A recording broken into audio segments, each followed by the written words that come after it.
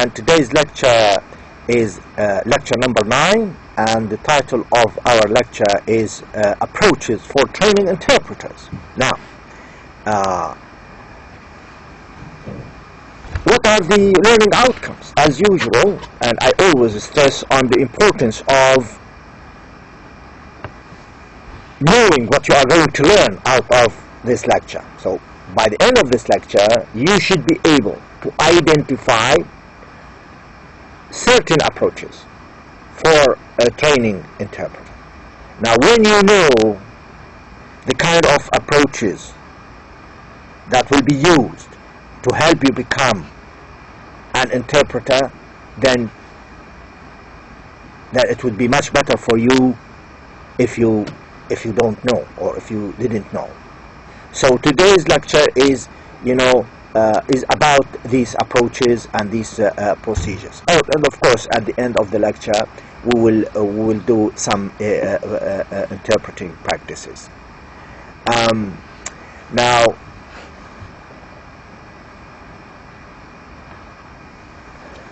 most of the interpreting used to happen in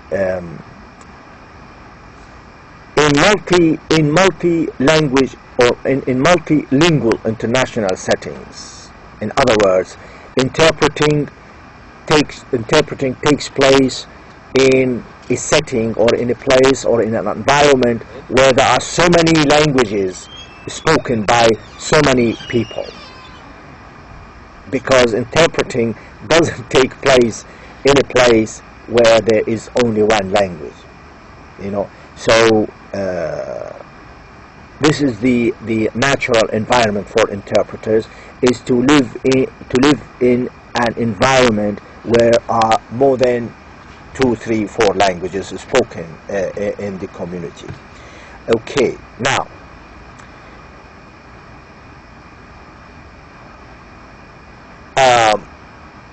if because of this situation, the situation where there are so many languages spoken, because of so many people, so many organizations, and it's now a globalization, as you know, people started to really look for instance, professional skills in interpreting. Now, what happens? They say, okay, there are 3 approaches to train interpreters. Now, if you want to become an interpreter, there are 3 ways, 3 approaches, 3 manners, 3 strategies, 3 techniques. Okay, number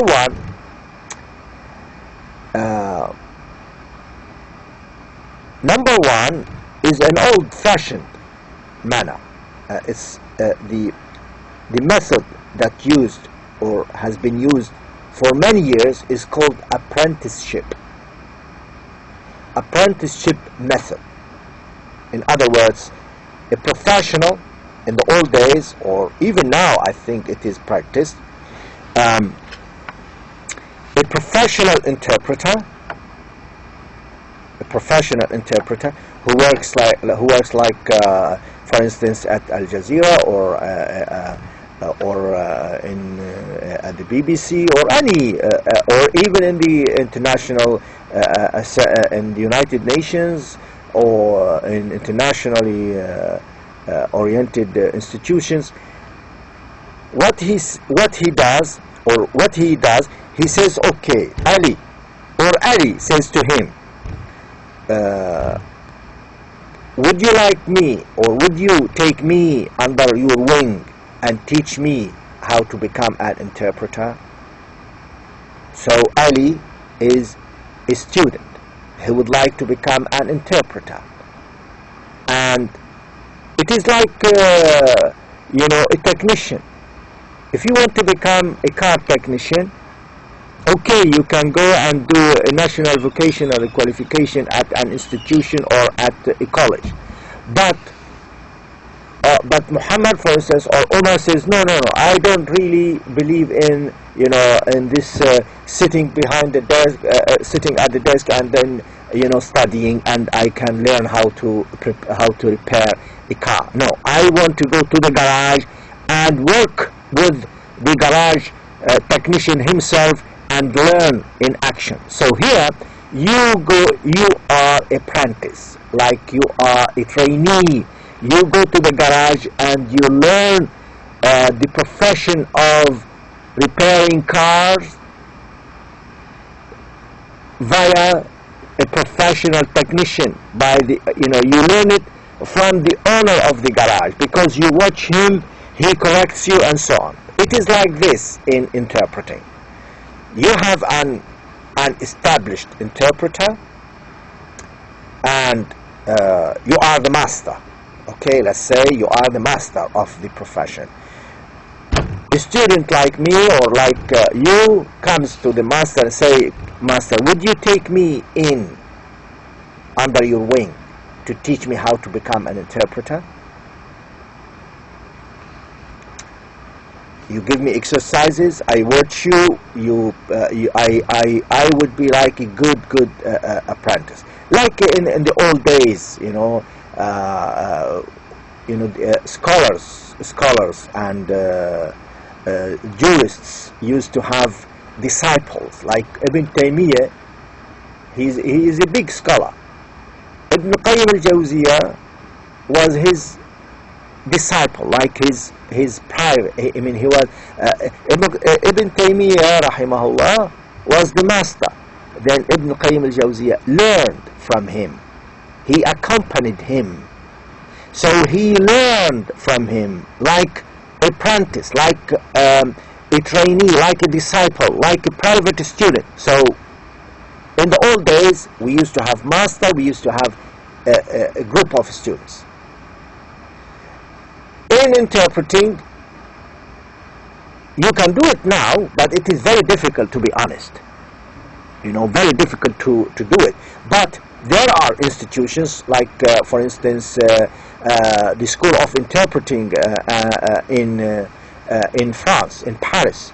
They have this system that probably they allocate an interpreter, a master, where with whom you go and you learn from him and you watch him practice interpreting in action, and he gives you exercises and so on and so forth. So you really learn interpreting via following the steps of a master. And I think this is a good idea. Why? Because it gives you the opportunity to practice interpreting more than any other approach. Imagine, wherever this master goes, you go with him, you practice with him. He directs you, he guides you, he gives you exercises, and so on and so forth. Okay, now this is approach number one. It's called apprenticeship, training by apprenticeship. Is it clear? I hope so.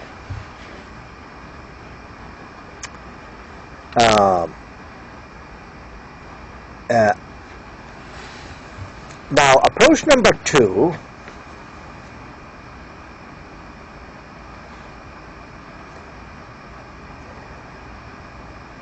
people said, well, this training by apprenticeship and the transfer of the know-how interpret from the master to the student doesn't work any longer. Why? Because it is subjective. We want something scientific. So they said, okay, we have a scientific approach. We need to adopt a scientific approach to teaching new students how to become interpreters. Now, this scientific approach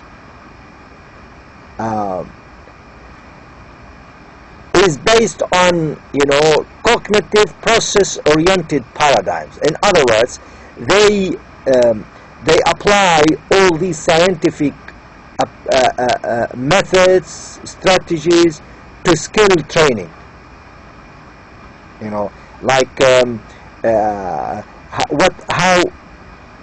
what are the strategies you use to help you interpret well? What is the, how can you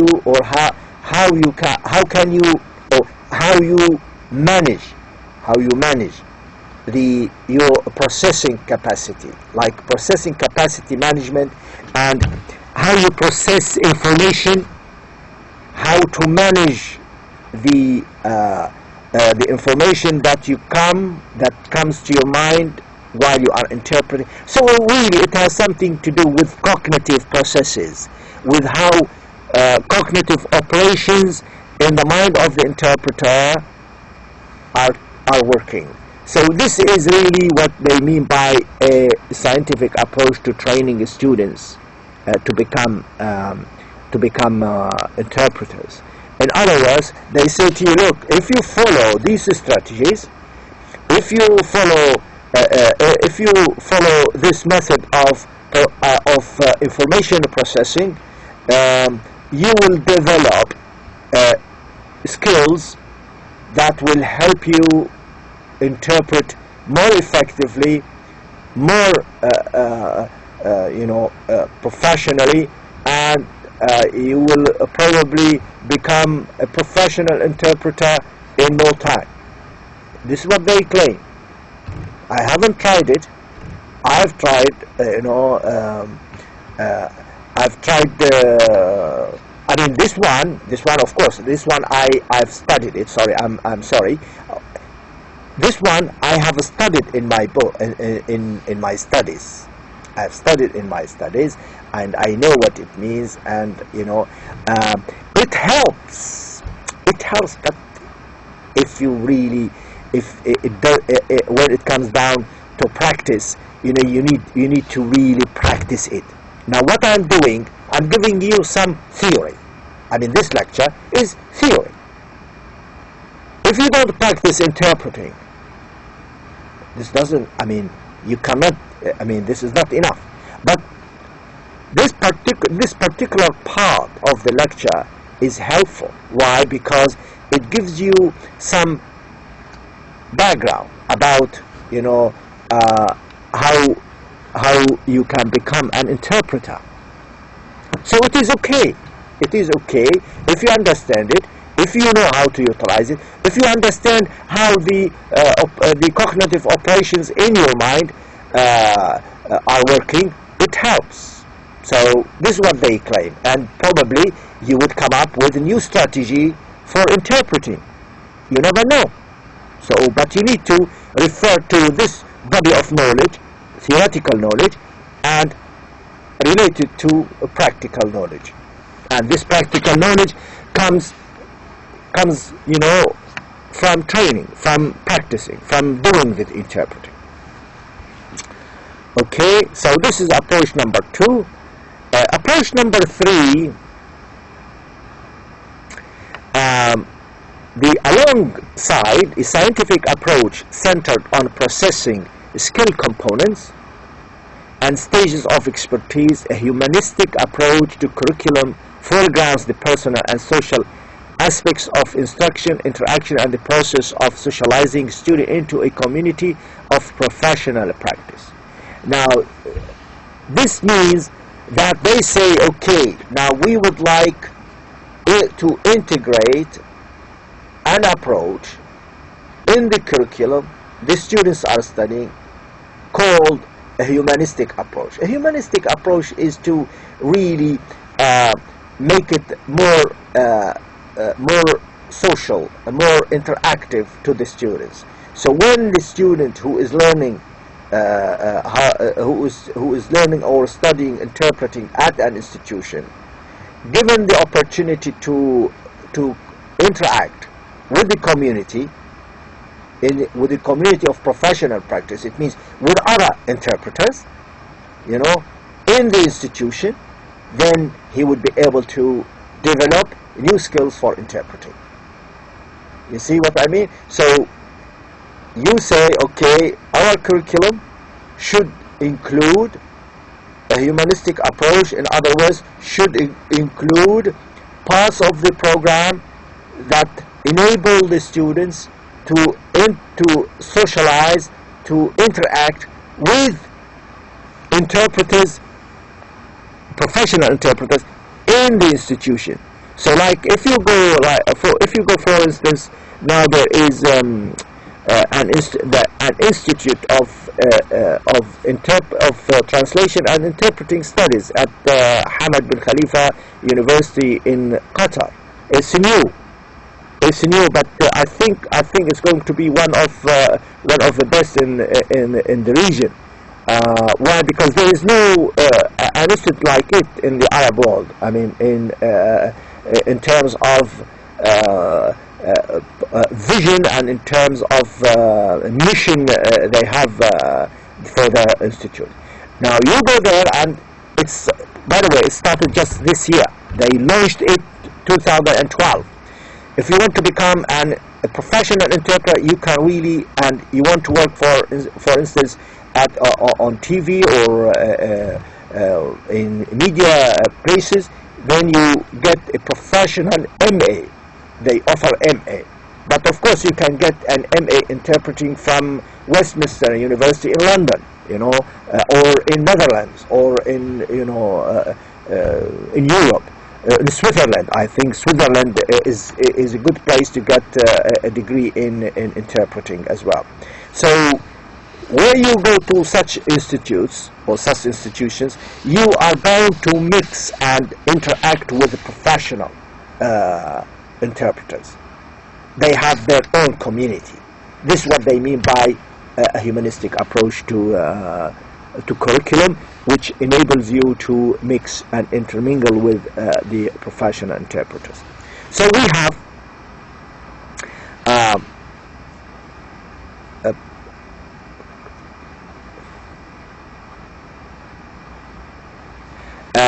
now there is the concept such situated cognition and reflective practice, cognitive apprenticeship.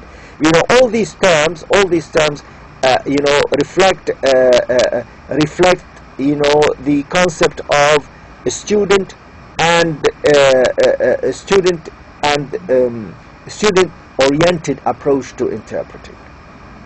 In other words, a student interacts. A student interacts with the training practices, interacts with the interpreters, with the community of interpreters. It's like an interaction between the student and professional interpreters over a certain subject to help him become a good interpreter.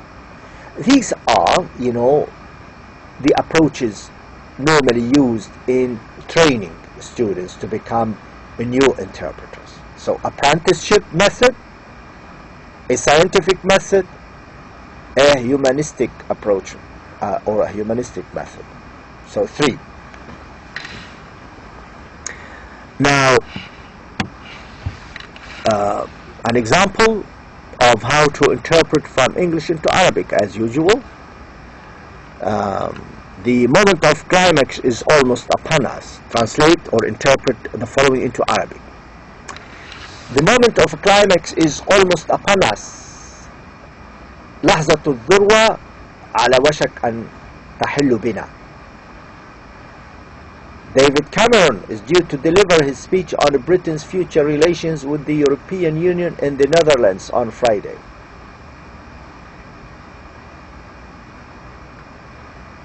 من المتوقع أن يلقي ديفيد كاميرون خطابه الخاص بالعلاقة المستقبلية لبريطانيا مع الاتحاد الأوروبي في هولندا يوم الجمعة. The Prime Minister is expected to promise a national referendum on our membership of the club to take place after the next election. من المتوقع أن يعد رئيس الوزراء البريطاني باستفتاء عام يخص عضويتنا في النادي الأوروبي والذي سيحصل بعد الانتخابات القادمة. Now again I say, you know, you could always do it better than me, you know, but it needs practice, you know. So this is just an example, and Mr. Cameron indicated in a radio interview today that the promise will come with a barrel full of caveats. أشار السيد كاميرون في مقابلة إذاعية اليوم، في مقابلة على الراديو، في الراديو اليوم، قال أن هذا الوعد سيأتي بمجموعة من المحاذير. Among other things، وبين أمور أخرى، يجب على حزب المحافظين أن يربح الأغلبية في انتخابات 2015. إضافة إلى ذلك، إن شركائنا الأوروبيين يجب عليهم أن يكونوا على استعداد لتعديل المعاهدات التي تحكم الاتحاد الأوروبي، بمعنى أن هذا الوعد بالاستفتاء بالتصويت الشعب العام ربما لا يحدث أبدا. This is you know, interpreting. You could call it consecutive interpreting, because you know it took me some time to interpret to you. But again, as I said, you know, you need to practice it. The more you practice, the more fluent you become. Okay. The Arabic one, again, interpret the following into English. دعا الرئيس الفرنسي فرانسوا هولاند إلى التحرك فورا لتحضير مرحلة ما بعد النفط، وذلك في افتتاح القمة العالمية لطاقة المستقبل في أبو ظبي. The French President Francois Hollande called for quick action to prepare for after the oil stage, or after the oil period. In the opening of the international summit for the future of power, or in Abu Dhabi. You know, قال هولاند في كلمة أمام القمة. Mr. Holland said, you know, in the summit, we have common concerns, but we should really we should share our ambitions, and the time for we have no time for speech or talk, but rather for action. This is really, you know, it's rough, and it's rough interpreting. But as long as you try to interpret the ideas, you know,